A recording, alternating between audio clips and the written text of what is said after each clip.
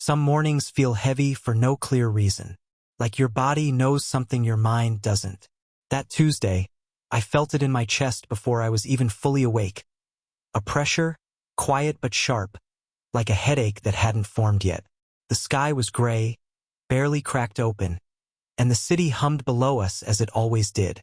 I got out of bed quietly, not wanting to wake Hannah. She was curled up on her side, her back to me. Lately, it was always her back. I didn't say anything. I didn't even leave a note. She'd told me just a week ago that she needed space. Not forever, she'd said. Just some time to think. She slipped the ring off her finger so gently I almost missed it. She handed it to me like it was a hair tie. Hold on to this for now, she'd said. Just until I'm sure. Sure of what? She never clarified, and I hadn't pushed. Maybe that was my mistake. I showered, dressed, grabbed my keys and her ring. Still tucked in my coat pocket, wrapped in the little cloth it came in, and left the apartment. I told myself I'd go to that old cafe near the park before work. The one where we used to sit on Sundays with lattes and cinnamon croissants, sometimes talking, sometimes not. It had become a ritual during the early years of our marriage. Even on cold days, she'd insist we sit outside under the heaters. The world looks softer through steam and glass, she used to say. I hadn't been back there since things got weird between us. I figured I'd go alone, drink my coffee, and clear my head. But as soon as I turned the corner and saw through the windows, the world didn't look softer. It looked unfamiliar. There she was, Hannah, hair pinned up in that quick, pretty way she always did when she wanted to look effortlessly pulled together. A soft beige coat. Not the one she usually wore to work. A new one, maybe, the kind she'd call too expensive. Then by anyway when no one was looking, she was sitting at a small table near the window, turned slightly to the man across from her. I stopped cold. At first, I didn't even register what I was looking at. My brain tried to supply explanations faster than my eyes could accept the truth. Maybe she was early for work. Maybe it was a client, a cousin, a book club thing, anything. But then she smiled. Not the polite kind. Not the let's get through this meeting kind. It was that smile. The one I hadn't seen in months, maybe a year. The one she used to give me when we first started dating, when she thought no one was watching. She leaned in, laughing. He said something and she touched his wrist. Casually, like it was second nature. Like she'd done it before. And that's when I knew. She hadn't just taken off her ring. She'd put it down, and picked up something else. Or someone else. I stood outside that cafe for a full minute, maybe more, watching them. They were so wrapped in their own bubble they didn't even notice me. I felt like a ghost. An observer in a life I used to live. A part of me wanted to storm in, say something, demand answers. But what would that have changed? She'd already rewritten the narrative in her head. I could see it in the way she laughed without guilt. Like she had already decided I was the past and this man, this stranger, was whatever came next. So I walked in, calmly, quietly. The bell over the door jingled. She didn't look up. I walked past the counter, past the shelves of little imported cookies she used to pretend not to like, and made my way to their table. Neither of them noticed me until I was right there, standing beside them. He looked up first, confused, polite. Hannah looked up a beat later. Her eyes widened just slightly, barely a twitch, and then settled into something almost blank. Not shock, not fear, just blank. I reached into my coat pocket, pulled out the cloth-wrapped object, and placed it gently on the table between them, between their half-drunk lattes and shared plate of something sweet. Her wedding ring, the one I bought with shaking hands in a downtown jewelry shop, when I was still convinced that love, when honest, could fix anything. I didn't say a word, didn't give her a speech or make a scene. Just set the ring down, turned, and walked out. I heard her say my name softly behind me. Not a cry, not a plea, just a startled whisper, like she wasn't expecting me to be real. I walked back into the cold Manhattan air, my breath fogging up like the city wanted to swallow me whole. My hands were shaking. My heart wasn't racing. It had slowed down completely, like it was holding its breath, waiting for something I already knew wasn't coming. That afternoon, she called me. Not right away. Hours later. Just as I was finishing work and thinking maybe I'd imagined it all. Why would you do that? She asked. No hello. No are you okay? What? I said, knowing exactly what. You embarrassed me. I laughed. Not because it was funny, but because the sentence was so backwards it didn't even sting. That was Alex, she said. We've known each other since middle school. I stayed quiet. He's like a brother to me. I can't believe you'd think. You took off your ring. I told you I needed space. And that included holding hands with your brother? There was a pause on the line. A long one. You're just being paranoid again, she said finally, her voice colder now, sharper. You've been like this for weeks. Always suspicious. Always assuming the worst. No, I said. I wasn't assuming anything. I saw what I saw. You didn't stay long enough to let me explain. No, I said again. Because you never do. Not until you're caught. That was the last thing I said before hanging up. And as I sat there in the dark of my apartment, lights off, ring box empty, I realized something. You don't need to be told the truth when the silence already says everything. After the cafe, something inside me shifted. Maybe it had already been shifting quietly for months. Like a slow leak in a pipe you don't notice until the floor caves in. But now it was undeniable. That ring on the table had sealed something. A chapter. A sense of innocence. Whatever hope I still had. The next few days blurred. I went to work. I came home. I slept with the TV on and the lights off. I barely ate. Hannah texted me a few times. But I didn't respond. Not because I wanted to punish her, but because I didn't trust what she'd say anymore. I already knew what the truth sounded like when it was dressed up as something else. And the more I let myself sit with it, the more things started coming back to me. Things I'd ignored. At first, they were just flickers, little moments that didn't register as important until now. Like the way she used to end phone calls when I walked into the room. Always with the same line, "Okay, I'll talk to you later." Never a name. Never eye contact after she hung up. Or how she started losing things. Lipstick in someone else's bag. A scarf left at a coworker's place. A charger that was probably just at the office. Always a story. Always an excuse. I told myself she was just scatterbrained. Stressed. She'd taken on more clients, was trying to get promoted, was spending longer hours out. I believed all of it. I wanted to. Because believing meant I didn't have to ask the question I was scared to hear the answer to. But the signs didn't stop there. There were the new clothes, ones I never saw her wear at home. She said they were for client meetings. But the tags were always expensive, and they never came back from the dry cleaner. She'd hang them in the back of the closet, behind the winter coats, like a gallery of borrowed lives.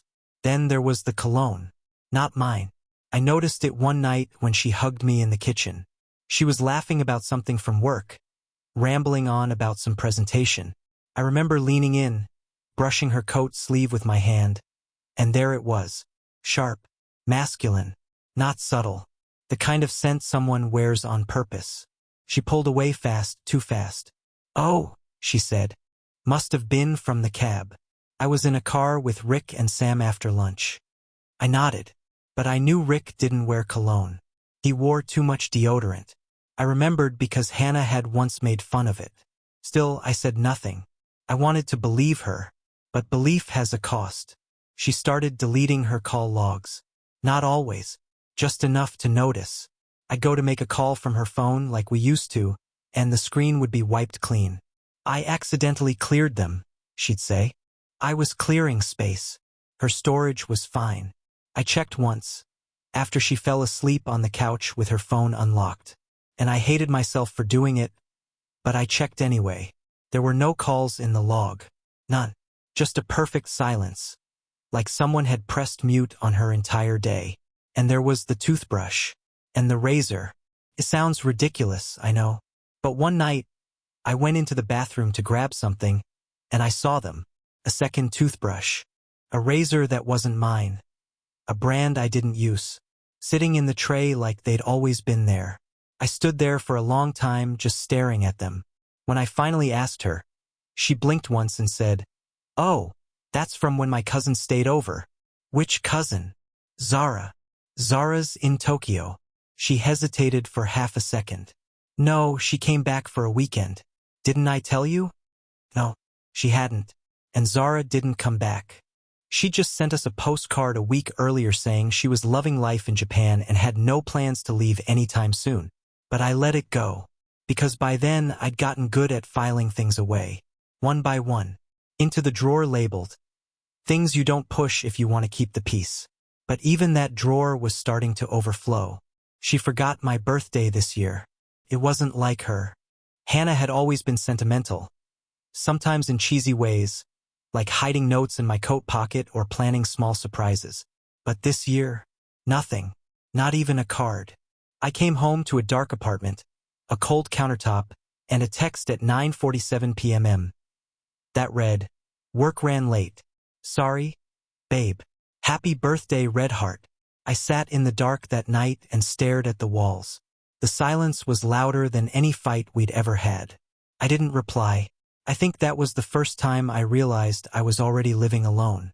I just hadn't moved out yet. She started getting restaurants confused, too. She'd tell stories about places we'd supposedly eaten at, but I'd never been. She'd reference moments I didn't share, laugh at jokes we didn't tell together. One night, she said, "Remember that place in Soho where the waiter dropped your wine and it splashed on your shirt?" I said, "That wasn't me." She blinked, then laughed. "Really?" I could have sworn it was. And then she changed the subject. I sat there the rest of the night wondering who that memory belonged to. At some point, I stopped asking questions. I stopped bringing up the inconsistencies, the odd silences, the missing pieces, because every time I did, it was flipped on me. I was controlling, too intense, suspicious without reason. Maybe I was. Or maybe I was just finally noticing what had been there all along. I started keeping a list. Not a real one, just a mental catalog of the red flags I used to paint white. Calls cut short when I entered the room. New clothes never worn around me. The scent of cologne. The toothbrush and razor. Forgotten birthday. Wrong memories. New friends I never met. Late nights without details. A second set of keys she couldn't explain. An unfamiliar voice once heard from the other end of her phone, quickly silenced. Alone, each thing could be rationalized. But together, they formed a picture I didn't want to look at. And maybe that's the hardest part. Realizing you've built your life with someone who's quietly building something else without you. I wanted answers. But more than that, I wanted her to care that I had questions. That's what hurt most. Not the possibility of another man, but the growing feeling that it didn't matter to her whether I knew or not. It was like I was a character in her life, one she was slowly writing out without telling me the plot had changed. I tried talking to her once more. This was before the cafe, maybe 2 weeks earlier. I asked her if something was wrong, if she felt distant. I said I missed her, that I felt like we weren't really talking anymore. She looked up from her phone, blinked once and said, "You always say that when things are fine." Then she went back to scrolling, and I went back to pretending. Because when you love someone, denial can feel safer than confrontation. You'd rather lie awake at night with doubts than face the wreckage of the truth in daylight. But that morning at the cafe, that changed everything. It was no longer just suspicion, no longer a growing list of maybes. It was real, physical, visible, and it had a face. Now every coincidence lined up perfectly. Every missing puzzle piece snapped into place. Every blurry shape had a name. Her story, the one we were writing together, had a parallel version. And I wasn't the co-author. I was just a leftover character, placeholder. And somehow that hurt more than the lie itself. The night before the launch party, she was humming in the kitchen. Not a song I recognized, just this soft, absent-minded tune, like she was somewhere else entirely. She was chopping lemons, placing them into a pitcher of water that she barely touched later. I stood in the doorway watching her, wondering if she knew I was there. Maybe she did. Maybe she just didn't care. "Huge night tomorrow," she said over her shoulder, still not looking at me. "Yeah," I replied, not sure if I meant it. She turned around then, smiling, a little too wide. "You're still coming, right?" I nodded. "Of course." She tilted her head, like she was trying to read something on my face. "It's important." "I know," I said. "I'll be there." She kissed my cheek, not my lips. Then she walked past me without a word. The next evening, I arrived a little late. The venue was loud, polished, and modern. All white furniture and artificial light, full of laughter that didn't quite reach the edges. Hannah had invited me weeks earlier, calling it a soft launch for a tech platform she claimed to have invested in. I didn't know the details. She'd been vague. "It's still under wraps," she'd said. "Can't say much yet." But I wasn't there for the product. I was there for her. When I walked in, I scanned the crowd quickly. She was standing near the bar, champagne in one hand, laughing at something someone had said. She looked good, too good, like a version of herself she saved for these moments. Her dress shimmered a little under the lights, the neckline sharp, the makeup sharper. She looked like she belonged there. I stood off to the side, not wanting to interrupt. She hadn't seen me yet. I was about to head over, but then she froze. She blinked once, twice, then she collapsed. It happened in slow motion. The way her glass slipped from her hand, the way her knees buckled, the startled gasps around her. People moved instantly, voices rising, someone shouting for help. I pushed through the crowd, heart pounding, but someone was already there. Him. The man from the cafe. Same face, same quiet, assured presence. He was kneeling beside her like he'd done this before, like he knew exactly what to do. He tilted her head gently, reached into her bag like he knew what to look for, pressed his fingers lightly against her neck. "Hannah," he said softly, firmly. "It's okay. I've got you." I stood a few feet away, frozen. I didn't know how to move, how to breathe. He wasn't panicking. He wasn't guessing. He knew things, small, specific things. He said her full name to the paramedic, mentioned a past fainting episode, knew her medication, knew the dosage, knew to say, "She sometimes forgets to eat when she's anxious." I'd never heard that before. "She does," I said, stepping forward. He turned toward me, surprised to see me, but it wasn't guilt or confusion in his eyes, just recognition. I'm her husband," I said, sharper than I meant to. His expression didn't change. He just nodded and turned back to her. The EMTs arrived and began asking questions. Hannah was semi-conscious now, her eyes fluttering open, voice weak. When they asked for a contact to ride with her, I stepped forward. "I'll go." But one of the medics glanced at her clipboard and said, "We've already got the primary contact." She turned to the man. He climbed into the ambulance without hesitation. And I stood there, outside the doors, alone, watching the lights fade into the distance. At the hospital, things got worse.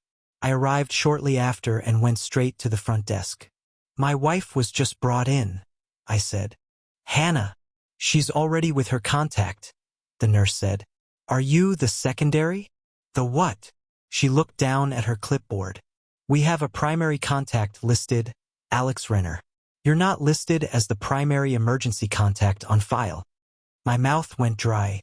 "I'm her husband." She raised an eyebrow, polite but firm. "I understand. But according to her records, he's been her emergency contact for several years." "Years?" "Yes, since, let me check, 2018. I stepped back. "We were married in 2019. I had no idea what to say. My voice felt miles away from me. "I'll get someone to come speak with you," she said gently. "Have a seat." I sat. I waited. I tried not to think. But thoughts came anyway, fast and mean. Who was Alex? Why was he listed before me? How did he know her medical history better than I did? And why didn't it seem strange to anyone but me? About an hour later, he came out. "Alex." He looked exhausted, like this wasn't his first time in a hospital hallway with Hannah. He held a folder in one hand and a paper cup of coffee in the other. When he saw me, he didn't flinch. He walked over slowly, sat beside me, and placed the folder in my lap. "She's stable," he said. "Sleeping." "What happened?" I asked. Low blood sugar. Triggered a fainting episode. How did you know what to do? I've done it before. Why are you on her emergency contact? He looked down at his coffee. Because I've always been. That doesn't make sense, I said, my voice rising. She's married. To me. He didn't argue, just nodded. Then he stood up. Before he walked away, he turned and said, "You should read what's in the folder." I opened it in the car. Inside were records, medical reports, files dating back nearly a decade. Most of them were scans of older papers, some handwritten notes, others typed. Each one stamped with clinical names, appointment dates, and something that made my stomach twist. Diagnosis: dissociative identity disorder. I blinked. I didn't understand. I turned the page. Session notes. Identity shifts. Memory gaps. Treatment plans. Therapists. Terms I didn't know how to process. Alters. Episodes. Integration. Every form listed Alex as the emergency contact. Every one. Even the ones from the past 2 years after we were married. There were notes from doctors, too. She often forgets significant time periods. Primary partner reports confusion during certain conversations. Subject displays emotional detachment from events her alters may recall. My hands were shaking, because suddenly everything made sense. The forgotten birthday, the confused memories, the mismatched stories, the toothbrush, the razor, the second life. She hadn't just been hiding something. She had been living something else. And I was only part of it. Or maybe not even that. Maybe I was a stranger who got written into a chapter one was never supposed to stay in. Maybe she loved me or thought she did. But maybe she didn't remember how that started. Or why. I sat in the car with the folder on my lap, unable to move, the engine off, the world outside spinning on like nothing had happened. Inside, I was still. I wanted to call her. I wanted to scream. I wanted to ask her why she never told me, why I had to learn everything about my wife from another man holding a medical file. But more than that, I wanted to understand which version of her I had married. Was I the secret? Or was I just the temporary one? Because no matter how much I wanted to believe she loved me, there was one fact I could no longer deny. She had built an entire reality I didn't belong in. And maybe never had. I didn't sleep that night. Not because of the hospital. Not because of Alex. Not even because of Hannah. It was the folder. I couldn't stop rereading it. Flipping through pages I barely understood. Trying to piece together a version of our life that somehow existed without me in it. Every time I closed it, I opened it again, hoping that something, anything, would change. That maybe I'd misread it. Misinterpreted. That the diagnosis wasn't real or that it was something she used to deal with, not something still happening. But there it was. Page after page. The quiet confession of a life I was never invited to. I spent most of the night on the couch, staring at the ceiling while the file sat like a weight on the coffee table. The apartment felt smaller than usual. Not physically, just emotionally. Like every object I looked at might carry 2 versions of the same memory. And only one of them belonged to me. The next morning, I sat in the kitchen, staring at the untouched coffee in front of me. I had no idea what to do. Do I go to her? Confront her? Ask questions she may not even know the answers to? Or do I do what I've always done? Play along, pretend things are fine. Keep the peace? Alex hadn't called. Neither had she. Eventually, I picked up the folder again. This time I read slower. I made myself sit with it. Patient. Hannah E. Mercer. Primary diagnosis. Dissociative identity disorder. Did. Date of onset. Estimated 2013. Preliminary episodes may date back further. There were over 30 documented therapy sessions. A history of fainting episodes. Emotional blackouts. Memory distortion.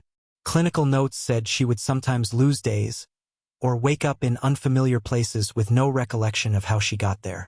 I recognized none of it, but I also couldn't deny how much it explained. One page stopped me cold. A session note from a therapist. Scanned handwriting, careful and neat. Subject refers to one identity as Hannah. but admits to frequent dissociation. Alter, name redacted, expresses different emotional response to trauma. Emergency contact, AR, continues to act as stabilizing presence. Reports of lost time becoming more frequent when emotional int asterisk Macy is involved. That part hit me in the gut. More frequent when emotional int asterisk Macy is involved. Was that me? Was I the trigger? Another note, dated a few months before we met. Subject describes vivid dreams involving a man she has not met. Dreams are emotionally loaded, may represent an internalized fantasy or a developing identity narrative. She refers to him as someone who waits for her. I read that part twice. A man she had not met. A man she dreamed about. A man who waits for her. My hands went cold, because for a moment, I wondered if it had been me. That I wasn't just a coincidence. That somehow, I had walked into her life already cast in a role she had written long before I showed up. I closed the folder, got dressed, and left the apartment without texting her. I needed answers. Not from Alex. Not from a therapist's notes. From her. But when I got to her place, the one she was renting since we'd taken space, everything felt off. The furniture was different. The walls were painted. There was art on the shelves that I didn't recognize. Black and white photographs of cities I've never been to with her. Books she never mentioned. Candles and scents she never used. Not even the smell of her shampoo in the bathroom. Felt like someone else lived there. When she opened the door, she didn't look surprised. Almost like she'd been waiting. "Hey," she said calmly, stepping aside to let me in. "I figured you'd come." She looked rested, peaceful even. No band on her finger. No trace of the ambulance or the fainting or the crowd. Just soft lighting and a version of her I didn't know. "You're okay?" I asked, not knowing where to begin. She nodded. "I'm fine." I pulled the folder from my bag and set it on the table. "I read it," I said. She looked at it without flinching. "You didn't tell me." "No," she said quietly. "I didn't." "Why?" She walked over to the couch and sat down, crossed her legs, rested her hands on her knees like she was about to give a speech she had rehearsed. "Because you weren't supposed to know." "That's not an answer." "It is," she said. "It just doesn't make you feel better." I didn't respond. She leaned forward slightly, elbows on her thighs. "I didn't lie to hurt you. I didn't hide anything to be cruel. I kept it from you because I didn't think it belonged in the version of life I had with you." "What version was that?" I asked. She paused. "The quiet one. The stable one." I looked around her apartment again. Everything screaming change, movement, flux, and asked, "And what is this?" She didn't smile, but her voice softened. "This is the version where I don't have to pretend." "You've been pretending with me?" Her eyes didn't move from mine. "No, you were real, but it was a simplified version of me. One I thought could work. Until it didn't." I sat down across from her. I didn't know what to do with my hands, so I kept them in my lap. "Who is Alex?" I asked. She didn't hesitate. "He's someone who knows everything, who's seen all of it." "Were you with him while we were together?" Her voice was almost a whisper. "Yes and no. It's not that simple." "It's never that simple with you." "I know," she said. "I'm sorry." She looked around the room, like she was seeing it for the first time. "There are parts of me that forget you. Not because I don't care, but because they weren't there when we met. Sometimes I come back into my body and it's like waking from a dream I didn't know I had." I swallowed hard. "So I'm the dream?" She nodded slowly. "You were a good one." We sat there in silence. Eventually, she said, "I didn't want to drag you into this. I didn't want you to have to carry it." "But I already was." "I know." I stood, walked to the bookshelf, picked up one of the photos. It was her younger, smiling, hair longer. But it wasn't the photo that got me. It was the man beside her. Alex, his arm around her shoulder. Casual, familiar, deeply woven. "This was before we met?" She nodded. "Years." How long were you together?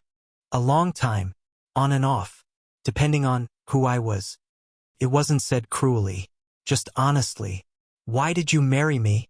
I asked. She looked up. Because I loved you. But not all of you did. No, she said. Not all of me even knew you. I didn't know what to say, so I said nothing. As I headed toward the door, she followed. I didn't mean for you to find out like this, she said. But you weren't going to tell me at all. She didn't deny it. Is this where it ends? I asked. She tilted her head. Maybe, or maybe it already did. A while ago, and we just hadn't realized it yet. At the door, I turned to look at her one last time. She wasn't crying. She wasn't asking me to stay. She was just standing there, like someone who had nothing left to hide, but also nothing to explain. I walked out. The door closed behind me with a soft click. And just like that, I stepped out of a life I thought was mine, and into one where I wasn't sure who I'd been to her at all. I didn't go home right away. After leaving her apartment, I walked aimlessly through streets I knew by heart, though they didn't feel familiar anymore. It was January, the kind of cold that crept through your jacket and into your bones. The city moved around me like it always did. Horns, crosswalks, steam rising from manholes. But I felt completely outside of it, like I was watching it all through glass. Eventually, I ended up in front of our old building. I stood there for a while, just staring up at the windows, wondering if anything inside still belonged to me. I wasn't even sure if I wanted to go in, but I didn't have anywhere else to go. I climbed the stairs slowly. The hallway was too quiet, too still. There was a time when this place felt warm.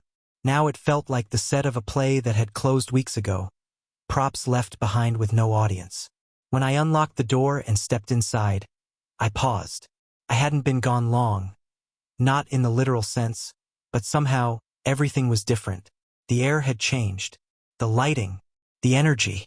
It wasn't my home anymore. It was just a place I used to live. There were little things, subtle but obvious if you knew where to look. The furniture was arranged differently. The throw pillows had been replaced. Her favorite blanket, the one she always kept folded at the foot of the couch, was gone. The bookshelf had been reorganized, filled with new titles I didn't recognize. Medical journals, psychology texts, memoirs by people I'd never heard her mention. There was a framed print on the wall by the window, a minimalist sketch of a woman standing at the edge of a cliff. It hadn't been there before. I walked through the apartment like I was touring a stranger's home. In the bedroom, her side of the closet was mostly empty. Not because she had moved out, but because whoever had been living here hadn't used those clothes. The dresses she used to wear on our date nights were still on their hangers, untouched, wrapped in a silence I couldn't explain. Her perfume was gone. A new bottle sat on the dresser, floral and light, completely unlike the scent I associated with her. The bed was made, but not how she used to make it. The sheets were tucked differently. The pillows arranged in a pattern I didn't recognize. It was like someone had hit reset on her life, but only selectively. Like I had been erased from certain rooms. I walked back into the living room, sat on the couch, and stared at the door. Part of me hoped she'd walk in. Not just Hannah. My Hannah. The one who laughed too hard at bad movies, who left notes in my coat pocket on Mondays. The woman I fell in love with. The one who used to sing off-key in the kitchen while making pancakes. But I wasn't even sure she existed anymore. And that's what hit me the hardest. Because how do you mourn someone who might still be alive, but not in the way you remember? My phone buzzed beside me. A text from her. Are you home? I stared at it for a long time before replying. Yes. A few minutes later, I heard the key in the lock. She stepped in like she'd never left. Calm. Composed. Her coat draped neatly over her arm.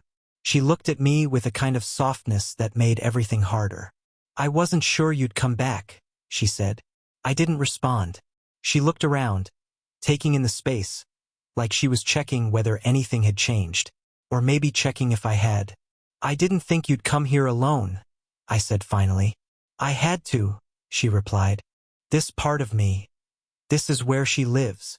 That sentence stayed with me longer than it should have. This part of me. I realized then that she wasn't even referring to herself as a whole anymore. She was referring to versions of herself. Personas. Fragments. How long have you been switching without telling me? I asked quietly. Her eyes met mine. Since the beginning. So I've been married to someone who, what? Doesn't remember me half the time? Not half the time, she said. More like, some of the time. That's supposed to make me feel better? No, she said. It's supposed to make you understand. She sat down across from me, crossed her legs, smoothed the fabric of her pants like she was preparing for a difficult conversation. I didn't tell you because I wanted to protect what we had, or what I thought we had, and for a while it worked. No, I said. It didn't. You just kept me in the dark. Her voice dropped, softer. You don't understand what it's like to live with a self you can't always find. To wake up in a room that doesn't make sense. To read messages you don't remember writing. Or to be told you love someone, and not feel it because you weren't the one who lived those memories. That's not an excuse. I'm not making excuses, she said. I'm trying to explain the parts one don't fully understand myself. I leaned forward. So tell me, who am I to you? To the you that's sitting in front of me right now. She hesitated. That's the problem, she whispered. I don't know. That silence right there did more damage than all the lies. Because it wasn't just confusion. It was truth. Pure, unfiltered, brutal truth. You don't know? She shook her head. I know you're kind and patient, and that you tried. I know your favorite cereal and the way you double-check the locks at night. I know you listen to sad music when you think I'm not home. I know how your hand trembles slightly when you're trying to hold in your anger. I know all of that. But you don't know me, I finished. I know the version of me who loves you. I just don't know if she's the one who's here right now. I stood up, walked toward the window. The city outside was the same. Bright, loud, alive. But I felt invisible in it. What happens now? I asked. She didn't answer at first. Then, quietly, I don't want to hurt you anymore. Too late. I know. I turned back to her. Did you ever plan to tell me? No, she admitted. I planned to keep it separate, compartmentalized, clean. And when that stopped working, she took a long breath. I thought you'd eventually leave, before it got messy. I let out a bitter laugh. So you were waiting for me to walk away. She didn't deny it. And maybe that was the clearest answer of all. This wasn't about betrayal in the traditional sense. It was something stranger, something lonelier. I had built a life with a woman who, at any given moment, might not remember building it. Who might look at me and see a stranger in her own story. I wanted to be angry. I wanted to yell. But I was too tired. Did you ever love me? I asked. Yes, she said instantly. No hesitation. I did. Deeply. And I still do, in a way. But I also know that love isn't enough if it's fractured. If it's uneven. If you're always wondering who you're waking up next to. I nodded. Because she was right. There's nothing more painful than trying to love someone whose pieces never fully come together. We sat in silence for a while after that. Just two people who used to be everything to each other. Staring at the remains of something they couldn't hold on to anymore. Eventually, she stood. I'll stay somewhere else tonight, she said. You don't have to. Yes, I do. She walked to the door, paused, and turned back one last time. I'm sorry, she said. I really am. I didn't reply. I just watched the door close behind her. And when it did, I finally cried. Not because she left, but because, for the first time, I truly believed she was never really here. I went to the clinic listed in her records, told them I was her husband. They hesitated but led me to a back room. Small, quiet, fluorescent lights buzzing. Then they left me there. A few minutes passed. Just silence. Then a knock. Not on the door but the wall. A whisper followed. You weren't supposed to find this. I froze. No one was there. Just a folder on the table. Inside a photo. Me, unconscious on a hospital bed. Dated May 2016. 3 months before I met her. I stared at it, shaking. My face, my name. No memory. Had we met before? Was I part of her therapy? Projection? A replacement? Suddenly I wasn't sure if I ever truly knew who I was in her life at all. She was at the cafe again. Same corner. Same man. This time I didn't wait outside. I walked in calmly and placed the ring, her ring, on their table between two cups. She looked up, stunned. Eyes wide. No words. I turned around and walked out. No shouting. No scene. Just quiet. Because sometimes the loudest truth comes from what you don't say. And that little ring said everything.